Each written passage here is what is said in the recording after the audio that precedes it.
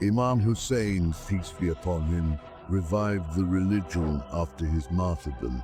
Before the martyrdom of Imam Hussain, peace be upon him, Muawiyah had completely changed the very fabric of the religion. At a time when people were killed for speaking out, when even the prayers had been altered, one man rose up and, with his own blood, revived the entire religion. For example, the people of Medina, who had pledged allegiance to Yazid out of fear of death when they learned that Hussein had sacrificed himself and his family, but did not bow before Yazid, their faith was rekindled within them. Even though they knew they could not stand against Yazid's army, they still rose up against Yazid and were martyred. Seeing this, the people of Mecca also rose up against Yazid and fought against him. But they were fortunate that during the battle, Allah inflicted a painful death upon Yazid. And after that, Yazid's army left Mecca and returned. After Yazid's death, another tyrant became caliph, whose name was Marwan. When the news of Imam Hussein's martyrdom spread among the Muslims, many Muslims broke their allegiance to Yazid, and the Muslims wanted to take revenge for the oppression Yazid had inflicted upon Imam Hussain. Just as before Imam Hussein's martyrdom, the people of Kufa had sent letters to Imam Hussain and asked him to come to Kufa, so that together they could stand against Yazid. When Yazid found out that the people of Kufa had sent letters to Imam Hussain inviting him to Kufa, he sent Ubaydullah ibn Ziyad to Kufa. Ubaydullah ibn Ziyad entered Kufa dressed like Imam Hussain and with his face covered with a cloth. When the people of Kufa saw him, they thought that Imam Hussain had arrived, and in this way Ubaydullah ibn Ziyad entered the governor's house, sat on the throne, and then revealed his true identity. People were astonished to see this. Ubaydullah ibn Ziyad told the people to support him, otherwise the consequences would be very severe. He ruthlessly threw people into prisons, tortured them, and killed anyone who dared stand against him. When the people of Kufa sent numerous letters to Imam Hussain, Imam Hussain sent Muslim ibn Aqil to Kufa to assess the situation firsthand. When Muslim ibn Aqil arrived in Kufa, thousands of people in Kufa pledged allegiance to Imam Hussain through Muslim ibn Aqil. When Ubaydullah ibn Ziyad found out about this, he threatened the chiefs of the tribes who had pledged allegiance to Muslim ibn Aqil. When fear spread throughout the city, many Muslims broke their pledge of allegiance to Muslim ibn Aqil. When Muslim ibn Aqil saw this, he went underground, but he was handed over to Ubaydullah ibn Ziyad. Ubaydullah ibn Ziyad martyred him brutally.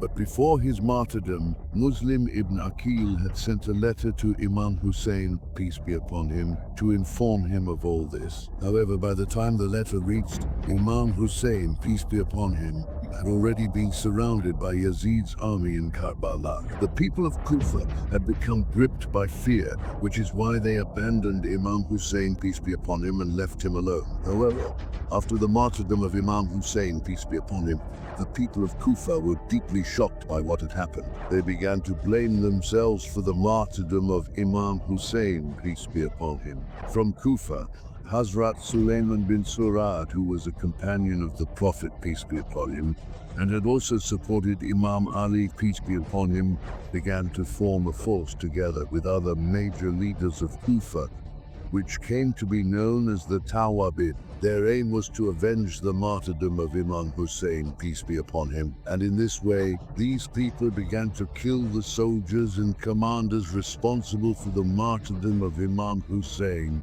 peace be upon him. They wanted to establish a government based on the principles set by the Prophet, peace be upon him, which was the very mission Imam Hussain, peace be upon him, had set out to accomplish. After that, these people began to gather at a place near Kufa called Nakhila, but their numbers were small. Their total number was between 4,000 and 5,000. These people swore an oath at the grave of Imam Hussain, peace be upon him, in Karbala, that they would avenge his martyrdom. And after that, they set out towards Syria to fight against Yazid's army. They confronted Yazid's army at a place called Ain al-Wada, but because they were so few in number, Yazid's army defeated them, and their leader, Suleiman ibn Surad, was also martyred. The defeat of the Tawabin only increased the passion of other Muslims, and more people began to stand up against Yazid. One of these people was a man named Mukhtar al-Thaqafi. Mukhtar al-Thaqafi was a great supporter of the Ahl al-Bayt. He had supported Imam Ali and Imam Hussain, peace be upon them, during their caliphates. But unfortunately, he was unable to support Imam Hussain, peace be upon him, because at that time, Ubaydullah ibn Ziyad on Yazid's orders had imprisoned. However, after Yazid's death, he was released from prison. After that, Mukhtar al-Thaqafi began to prepare his army to avenge the blood of Imam Hussain, peace be upon him. He started to gather the Mawali and Shia in Kufa to join him. Mukhtar al-Thaqafi claimed to be the successor of Muhammad ibn al-Hanafiya, the son of Imam Ali, peace be upon him, which led many people in Kufa to join him. In this way, Mukhtar assembled an army whose purpose was to take revenge on the killers of Imam Hussain, peace be upon him. Mukhtar, along with his army, tried to seize control of Kufa from Ubaydullah ibn Ziyad. Mukhtar, with his army, reached the banks of the Khazar River. The commander of his army was Ibrahim ibn al-Ashtar, who was the son of Malik al-Ashtar. Malik al-Ashtar was a very close companion and commander of Imam Ali, peace be upon him. Ubaydullah ibn Ziyad also sent a large army against Mukhtar al-Thaqafi, which was equipped with advanced weaponry and was significantly greater in number than Mukhtar's forces. Despite this, Mukhtar's army fought bravely and defeated Ubaydullah ibn Ziyad. After that, Mukhtar al-Thaqafi killed Ubaydullah ibn Ziyad and several others who were among the killers of Imam Hussain, peace be upon him, such as Shimr and Umar ibn Sa'd. After this battle, Mukhtar took control of Kufa. On the other hand, in Mecca, Abdullah ibn Zubayr had declared himself the caliph, and his rule was also spreading to regions like Iraq and Kufa. When Mukhtar learned of this, he tried to join hands with Abdullah ibn Zubayr and assured him of his loyalty. But Abdullah ibn Zubayr saw his rule as being in danger. He did not make a deal with Mukhtar. Instead, he sent his brother Mus'ab ibn Zubayr with an army to Kufa in order to eliminate Mukhtar. After that, a battle took place between the armies of Mukhtar and Mus'ab, and unfortunately, Mukhtar lost this battle and was martyred. Many of Mukhtar's companions were also killed in this battle, and thus Mukhtar's leadership came to an end. As a result, Abdullah ibn Zubayr's rule became much stronger, because now Kufa was also under his control. Seeing this, Marwan first moved to protect Syria, so that Abdullah ibn Zubayr would not seize it as well. After that, he tried to bring Iraq and Mecca under his control. He sent his ruthless general, Hajjaj ibn Yusuf, with an army to Iraq, where Abdullah ibn Zubayr's brother, Mus'ab ibn Zubayr, was. A battle took place between Hajjaj and Mus'ab ibn Zubayr at a place called Maskan. In this decisive battle, Hajjaj killed Mus'ab ibn Zubayr, which ultimately brought Iraq back under Marwan's control. After losing control of Iraq, Abdullah ibn Zubayr's position became quite weak, and his control was reduced to only Hijaz. Now Marwan once again sent Hajjaj ibn Yusuf with an army towards Mecca, where Abdullah ibn Zubayr was present. Hajjaj ibn Yusuf laid siege to Mecca and, just like last time, used catapults to hurl stones. One of those stones struck the Kaaba, causing significant damage to it. But even then, Abdullah ibn Zubayr did not surrender. After several months of besieging Mecca, only a few people remained with Abdullah ibn Zubayr. Eventually, Abdullah ibn Zubayr hid in the Kaaba, where he was killed. After Abdullah ibn Zubayr's death, Mecca once again came under the control of the tyrant Marwan. If Imam Hussain, peace be upon him, had not been martyred, Muslims would never have stood up against Yazid, just as no one stood against Yazid before the martyrdom of Imam Hussain, peace be upon him. Through his martyrdom, Imam Hussain, peace be upon him, accomplished what others could not achieve even while alive. Throughout history, all the great kings who have come into this world, such as Alexander the Great, Genghis Khan, and Ramses, had one thing in common. As soon as they died, their empires ended. Their death was their defeat. But Hussain is the only person in the world whose death was his victory. So many kings have come and gone in this world who had wealth, fame, and power.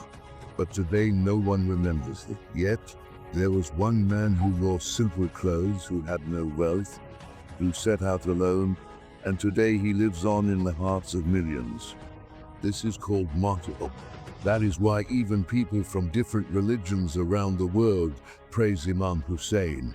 For example, Mahatma Gandhi, who said, "I believe that Islam did not spread by the sword, but by the great sacrifice of Hussain." I learned from Hussain how to achieve victory even when oppressed. If India wants to become a successful nation, it should follow the ways of Imam Hussain, peace be upon him. If I had an army like Hussain's devoted soldiers, I would have freed India within 24 hours. Pandit Jawaharlal Nehru, who was the first Prime Minister of India, said that Imam Hussein's sacrifice is an example for all of humanity.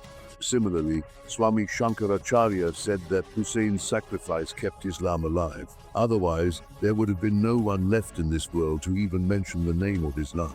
In addition, Dr. Rajendra Prasad, who was the first president of India, said that Imam Hussein's sacrifice is not limited to any one country or nation, but rather holds great significance for all of humanity. You can see how even Hindus were deeply moved by the martyrdom of Imam Hussain, peace be upon him. Similarly, among Hindus there are also Hussaini Brahmins who love Imam Hussain, peace be upon him, and mourn in his name. They believe that their ancestor Rahib Dutt, along with his sons, was among the companions of Imam Hussain, peace be upon him. Not only Hindus, but many famous writers and historians have also praised Imam Hussain, peace be upon him. People like Thomas Carlyle, Sir William Muir, Edward Gibbon, Peter Tchaikovsky, Washington Irving, and Charles Dickens, who had no connection to Islam, have also praised Imam Hussain. The clerics who lived off the scraps of the companions say, "What did Hussain even do?" This video is a slap in their face.